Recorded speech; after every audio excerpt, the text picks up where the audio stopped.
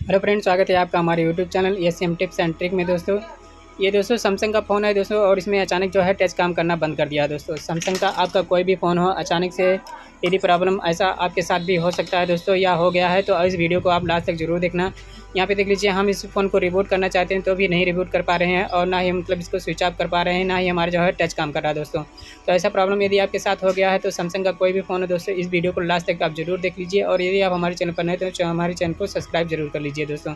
तो यहाँ पे क्या करना है, इसको रिबूट करने के लिए आपको क्या करना है, वॉल्यूम डाउन बटन और जो है पावर बटन, दोनों बटन को आपको 1 सेकंड लगभग 10 सेकंड तक प्रेस करके रखना है। उसके बाद आपका फ़ोन ऑटोमेटिक रिबूट होगा और आपके मोबाइल में जो भी हैंगिंग प्रॉब्लम रहेगा वो 100% सही हो जाएगा दोस्तों। तो यहाँ पे हम वॉल्यूम डाउन बटन और जो है पावर बटन, दोनों बटन को एक साथ प्रेस करके रखे थे, तो हमारा फ़ोन जो है रिबूट हो गया।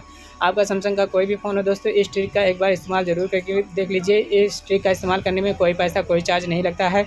हो सकता है कि आपका मोबाइल सही हो जाए। यदि आपका अचानक टच काम करना बंद कर दिया है, या अचानक डिस्प्ले पे ग्राफिक आना बंद हो गया है, अचानक से आपके मोबाइल में कोई भी प्रॉब्लम हो जाता है, तो आप जो है इस ट्रिक का इस्तेमाल एक बार ज़रूर कीजिए दोस्तों। अपने फ़ोन को रिबूट करके ज़रूर देख लीजिए। रिबूट करने के लिए आपको वॉल्यूम डाउन बटन और पावर बटन को 3-4 सेकंड तक आप प्रेस करके रखोगे तो आपका फ़ोन ऑटोमेटिक रिबूट हो जाएगा। यहाँ पे देख लीजिए, पहले इसका जो है टच नहीं काम करता था और अब इसका जो है टच काम करने लगा है दोस्तों।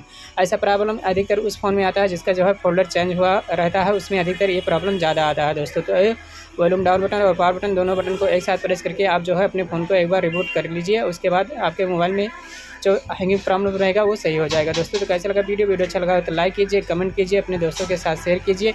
मिलते हैं अगले वीडियो के साथ, तब तक के लिए दोस्तों जय हिंद, जय भारत।